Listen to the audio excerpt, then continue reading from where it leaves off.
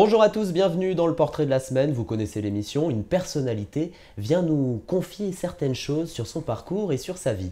Aujourd'hui, nous avons le plaisir de recevoir un acteur aux multiples rôles. Bonjour Patrick Préjean. Bonjour Nicolas. Comment allez-vous? Vous êtes bien installé? Je suis très bien installé, je suis collé d'ailleurs, je peux plus, je vais partir avec le siège pour me tenir droit. Mon père m'a toujours dit, tiens-toi droit. Vous êtes prêt à vous confier, à raconter tout À me ce confier parcours? jusqu'à un certain stade. Ça c'est sûr. On va tourner alors la première page de ce livre consacré à votre histoire et on va commencer avec l'enfance. Vous êtes né à Saint-Maur-des-Fossés dans le Oui. Val-de-Marne. Vous êtes le fils de l'acteur Albert Préjean et de l'actrice Lisiane Ray. Oui. Et d'ailleurs, enfant, vous les accompagnez partout sur les plateaux de tournage. Et un jour, Jean Carmé vous a dit « Oh, on ne s'est même pas posé la question pour toi. Comme tu nous accompagnais un peu partout, on savait déjà que tu allais faire ce métier. » Quelle serait l'anecdote qui résumerait le mieux cette période de votre vie, Patrick Préjean? Oh, l'anecdote qui résumerait le mieux cette période de ma vie, c'est un petit peu l'aboutissement de mon enfance et le début et le démarrage de ma vie professionnelle. Je crois que c'est la grande fête que mes parents avaient donnée pour mes 21 ans, chez des amis dans une grande ferme à Saint-Nom-la-Bretèche. Et ils y avaient convié à la fois tous mes petits camarades d'enfance, qui étaient déjà beaucoup moins petits, mais ça représentait toute la première enfance, et puis mes amis du conservatoire, qui étaient mes copains étudiants en théâtre à ce moment-là. Donc j'étais en plein dans la transition, dans le passage de l'enfance à ma vie professionnelle, et j'avais autour de moi tous les êtres avec qui j'avais passé des moments merveilleux quand j'étais plus ado, et ceux avec lesquels je passais des moments d'apprentissage artistique au conservatoire à ce moment-là. Donc tout le monde était à peu près là, et mes parents étaient heureux de m'offrir cette fête qui a laissé des traces, puisque vous me posez la question, et spontanément, c'est ce qui me vient à l'esprit. Et vous avez notamment suivi des études au Centre d'art dramatique de la Rue Blanche. De la Rue Blanche, oui. Et de vos vacances d'ailleurs dans le midi de la France. Vous avez certains souvenirs à Saint-Tropez quand vous étiez avec des amis, vous faisiez déjà des spectacles. Vous montiez d'ailleurs déjà ces décors dans cette ambiance de Saint-Tropez. Est-ce qu'on peut dire que vous étiez un ado débrouillard, Patrick Préjean? Débrouillard, je ne sais pas, mais enthousiaste, oui. Débrouillard, non, pas forcément. Plutôt même un peu maladroit, un peu pâteau, mais qui possédait en lui l'envie de la continuité, d'avoir des étoiles dans les yeux. Donc ça se mérite. Il faut se bagarrer pour ça. Et vous aviez ce souvenir de monter tous ces petits décors? Oui, parce que j'étais au Centre d'art dramatique de la Rue Blanche, et à Saint-Tropez, justement, on jouait à Saint-Tropez sur la fameuse Ponche célèbre, et nous jouions d'Estoc et d'eau fraîche, une adaptation de Calderón de la Barca de Daniel Secaldi, et nous montions les décors nous-mêmes. Nous voyagions dans une camionnette Citroën complètement déglinguée, on aurait dit la voiture des clowns du cirque Hamar. On couchait à la Belle Étoile dans les vignes, c'était la vraie vie de saltimbanque, et je me rappelle que mes camarades étaient parfois, celui qui s'occupait de l'intendance était un peu gêné des fois de me dire « Patrick, ne me demande pas tous les jours 2 sandwichs, 2 pambagnas, les autres en mangent 1, toi tu en manges 2. » Bah oui, mais je dis, mais j'ai faim, je suis grand et j'ai besoin de nourrir mes articulations. Voilà.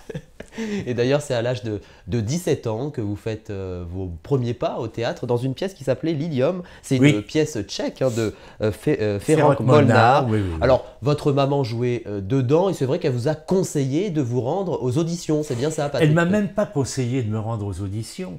Je lui ai fait dans un peu dans le dos, un peu dans le dos. Bon, faut pas dire ça pour sa maman, mais je savais qu'il y avait des auditions pour les tout petits rôles, et elle me l'avait dit, Et sans lui demander la permission, j'étais déjà au Centre dramatique et j'ai été passer une audition et j'ai été pris. Et je suis arrivé à la maison en lui disant « Eh ben tu sais pas, ma première pièce de théâtre, je vais la jouer avec toi. » Vous imaginez à la fois son étonnement et son bonheur partagé avec le mien. Et je me souviens encore de ma réplique, parce que j'avais qu'une réplique. Je jouais un flic de l'époque qui faisait « Vous êtes sa femme ?» Voilà. Et je me rappelle, quand je partais de la loge, qui était au troisième étage du théâtre pour arriver au plateau, j'emmerdais toute la troupe parce que je disais « Vous êtes sa femme ? Vous êtes sa femme. Vous êtes sa femme. Vous êtes sa femme. » Dans tous les sens, avec toutes les intentions et toutes les possibilités de jouer. Mes camarades n'en pouvaient plus. Qu'est-ce que vous avez ressenti face à ce premier public, Patrick Préjean? Beaucoup d'émotions? D'abord beaucoup de trac, une trouille monstrueuse, et après beaucoup d'émotions, bien sûr, et c'était le grand saut dans cet inconnu que je désirais ardemment connaître, qui est le monde du spectacle. Et d'ailleurs, au milieu des années 70, vous avez joué dans la série Joe Gaillard. Ça raconte les aventures d'un capitaine du navire marchand la Marie-Aude, Oui. incarné par Bernard Fresson. 13 épisodes d'une heure qui se passaient sur les mers d'Europe et Je me permets d'Amérique. de vous interrompre. Oui. Justement, j'ai appris dernièrement, il y a un journaliste qui m'a appelé de Brest pour me dire que la Marie-Aude était passée à la casse. Ah, Et vous ne pouvez pas savoir, j'ai eu l'impression de perdre une grande copine. eh bien oui, puisque vous avez joué dans ces 13 épisodes d'une heure qui se passaient sur les mers d'Europe et d'Amérique. Vous avez joué le rôle d'ailleurs d'un cuistot, un peu clown, une sorte d'Auguste de la troupe. Un peu. Mais d'une manière générale, est-ce que vous aimez faire rire votre entourage, Patrick Bien Préjean? sûr, bien sûr. J'aimais énormément faire rire. Ça m'a occasionné beaucoup de problèmes à l'école parce que j'arrêtais pas de faire le con pendant qu'il fallait que j'apprenne mes leçons, et mes camarades s'amusaient beaucoup, les professeurs étaient beaucoup moins amusés. Et après, ça m'a créé quelques petits soucis car mon parcours scolaire n'a pas été des plus brillants, à part les 2 dernières années. Et un jour, dans une soirée, vous avez fait la rencontre d'un des plus grands acteurs français, Louis de Funès. Ah oui. Il est venu vous voir, il vous a félicité pour votre rôle dans Brigade Antigande Vous en savez des Bernard trucs, vous. Borderie, j'en sais, je Vous sais avez plein des de espions choses. monstrueux. C'est ça, même à l'époque. Je n'étais même pas né, que j'avais déjà cette famille. C'est ça. Et d'ailleurs, après plusieurs essais, vous avez obtenu un rôle dans Le Tatoué, puis vous avez travaillé ensemble dans Le Gendarme et les Gendarmettes, Patrick Préjean. Quel bon souvenir. Et justement, je vais vous montrer un petit souvenir de ce film. Christine Roncourt. Marianne Benet. C'était belle. Isabelle Leroy. Yo Macumba. Ah, là, les comiques.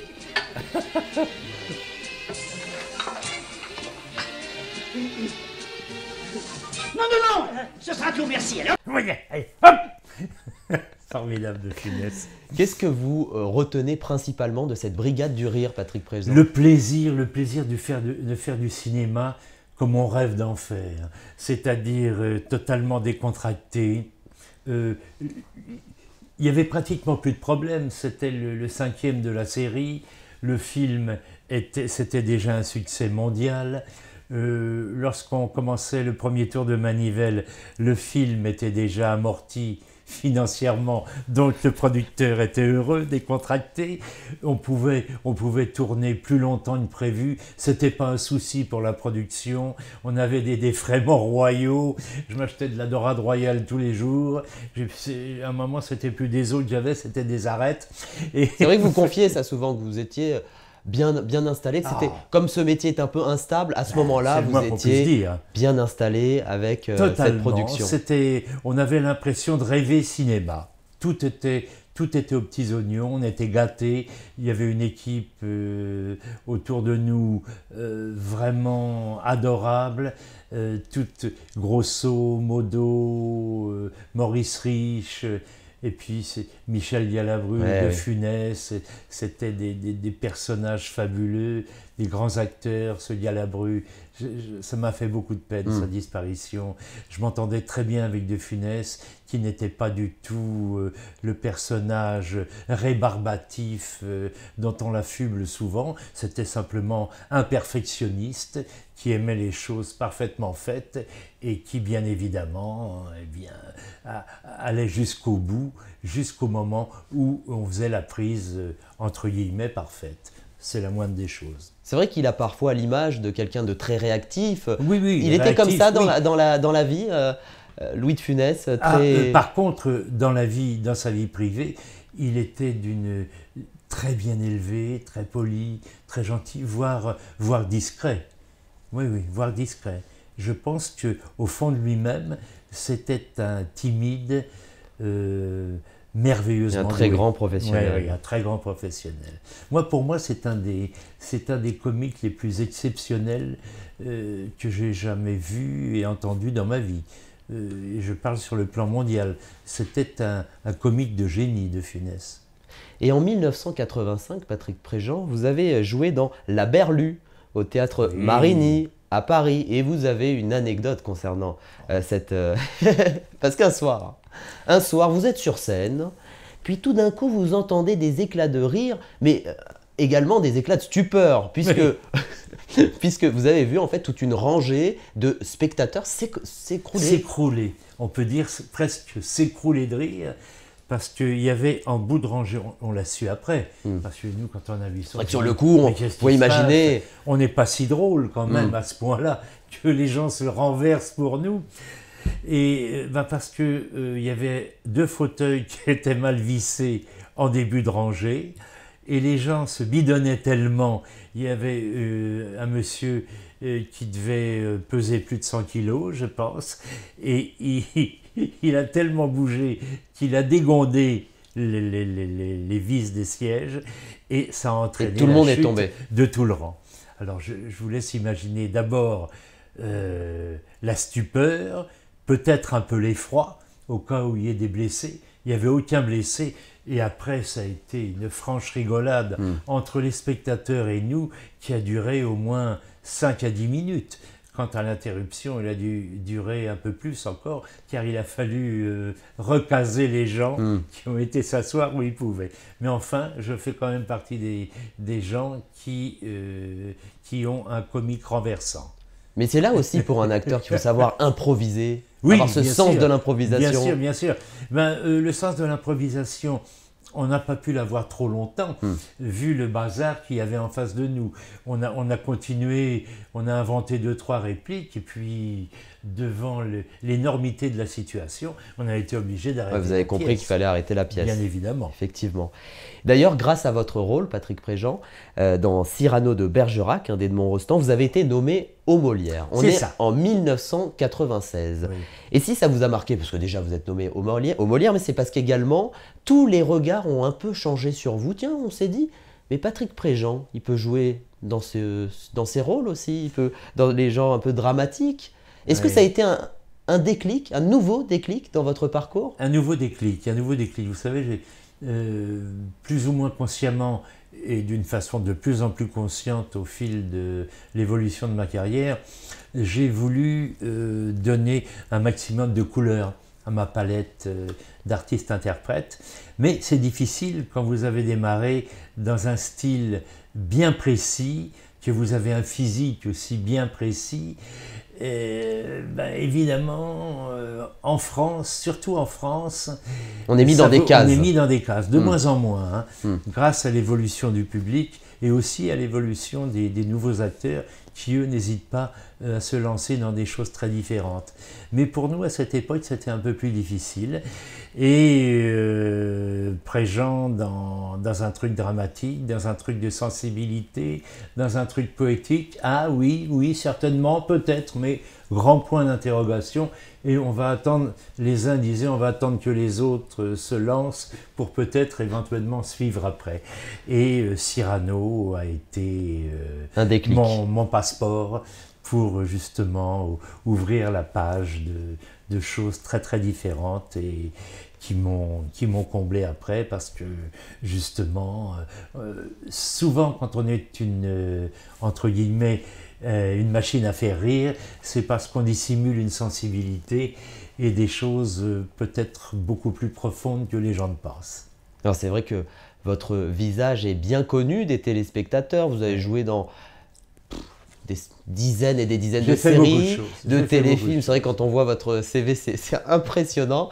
Je vais maintenant vous montrer une photo, Patrick Préjean. Ah. Et c'est une photo de famille. Ah bah oui, une famille puisque, formidable. Exactement, que vous jouez dans cette série depuis 2006. C'est ma famille actuelle. Exactement, sur la photo on voit notamment Annie Dupéré, Oui. Bernard Lecoq. Vous considérez d'ailleurs les membres Béatrice Agenin. Effectivement, vous considérez les membres de cette famille formidable comme une véritable famille? Comme une véritable famille. Sur les plateaux de tournage? Oui. Avec Annie Dupéré, nous étions déjà très complices, car nous avions fait nos études théâtrales ensemble, mais avec tous les autres personnages de l'équipe, et bien maintenant, c'est totalement soudé. Ça fait 10 ans que je le fais quand même, vous vous rendez compte? Alors, on se revoit tous les ans, souvent dans un créneau bien sympathique qui s'appelle l'été, donc, et on est dans des coins pas désagréables, et là, il y a cette envie de se retrouver, cette envie de respirer le métier ensemble, mais de se raconter aussi tous un peu notre vie et apprendre et continuer à évoluer et apprendre les uns des autres, aussi bien devant la caméra qu'hors caméra. C'est vrai que le théâtre, le cinéma, la télévision font de vous un artiste complet. Mais la cerise sur le gâteau, c'est quand même votre voxographie impressionnante. C'est vrai que vous avez doublé de nombreux personnages, que ce soit dans des dessins animés, que ce soit dans des jeux vidéo, dans des films américains, des doublages, mais notamment aussi le chat Sylvestre, mais aussi Tigrou dans Winnie l'ourson. Et je vais d'ailleurs... Voilà, j'étais sûr que vous alliez le faire. Et d'ailleurs, je vais vous montrer, Patrick Préjean, une vidéo, un extrait de ce dessin animé Winnie l'ourson. Alors, qui vais-je voir apparaître? Je vais te transformer, tu te sentiras mieux. Je serai Tigrou 1, tu seras Tigrou 2. Ce sera génial, ce sera génial, ce sera génial.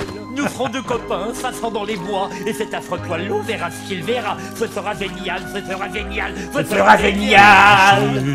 Oh, arrête cette sombre rumination.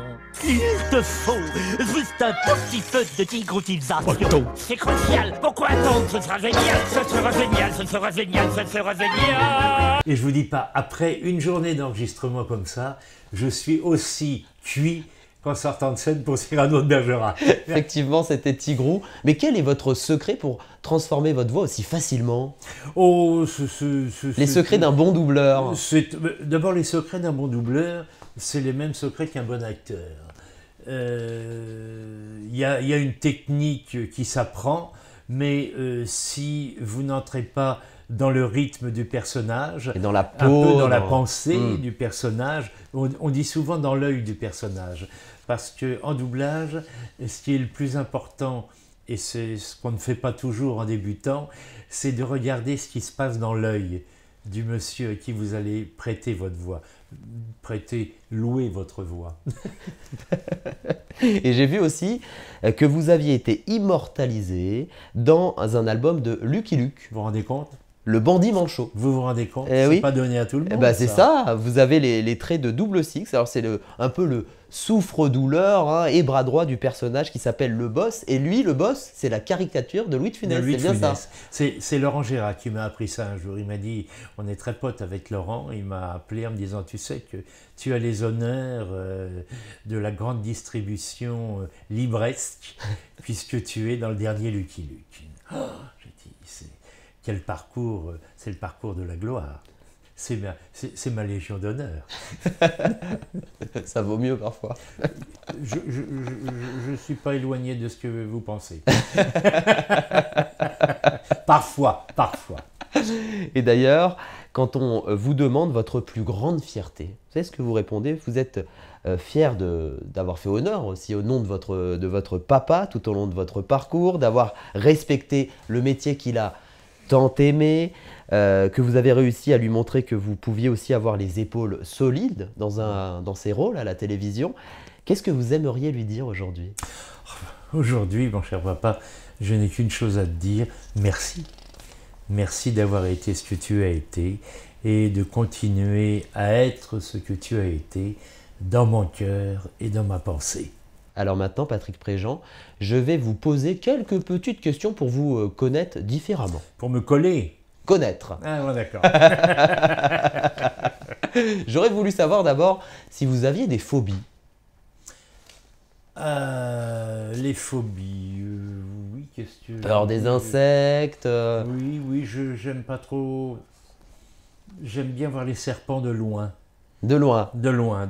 Mais les voir quand Je même. les trouve très beaux, je les vois quand même. Mais non, j'ai surtout... ma plus grande phobie, c'est la connerie. Et malheureusement, c'est très répandu et ça fait beaucoup de dégâts. Et ça peut même rendre les gens très méchants. Est-ce que vous accordez facilement votre confiance? Je l'accordais. Je l'accorde beaucoup moins souvent. On me l'a fait remarquer. C'est-à-dire il me faut beaucoup plus de temps qu'avant pour me lier vraiment avec quelqu'un. Bon, le premier abord, le premier contact peut être plus facile parce que je ne suis pas quelqu'un de fermé, mais d'une façon plus ou moins discrète, dissimulée. Il faut montrer qu'on est à la hauteur de ce que j'espère vous pouvez être. Est-ce que vous aimez l'ambiance américaine, Patrick Préjean? J'aime des ambiances américaines. J'ai été nourri au biberon du western. Ma musique préférée est le jazz.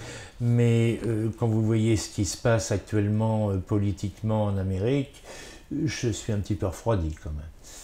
On parlait de musique, mais quelle est votre musique du moment, celle que vous écoutez là maintenant, en ce moment? Du jazz toujours. Du jazz et de la musique brésilienne. Ah, j'adore. J'ai vu un clip de Michael Jackson hier où il danse et où il chante dans une favela à Rio avec, il y a une centaine de personnes derrière, 50 tambours, il y a une atmosphère, un rythme exceptionnel, ça a une gueule terrible. Alors maintenant, c'est une nouvelle petite habitude dans cette émission. Je vais vous demander de regarder la caméra qui est en face de vous. Vous la regardez dans les yeux, cette caméra, puisque vous parlez droit dans les yeux des téléspectateurs. Oui, d'accord. Qu'est-ce que vous aimeriez dire à ce public qui vous a soutenu et qui vous soutient depuis tant d'années? J'ai aussi envie de les remercier parce que les rapports que j'ai eus avec le public et que j'ai toujours sont vraiment des rapports presque familiaux ou des rapports de copain à copain. J'ai eu la chance que le public soit très très très bienveillant avec moi et j'ai des rapports de simplicité. Les gens osent me parler, les gens osent me parler d'eux, me parler de moi en me posant des tas de questions. Et il y a un échange qui s'est toujours fait et que je souhaite continuer le plus longtemps possible, le plus longtemps que vous le désirerez. C'est vrai que avec ces doublages, vous parlez aussi aux jeunes générations. Ah aussi, oui, ça a été un trait d'union pour moi, un trait d'union qui m'a permis de toucher les très jeunes générations qui n'ont pas vu mes films, qui ne vont pas encore au théâtre, et par ces personnages de dessins animés, sapristi son fils, comme dirait Rominet, ça me permet d'entrer en contact avec vous, petits enfants. Ça c'est en anglais, alors en français ça veut dire sapristi son fils, traduction très large.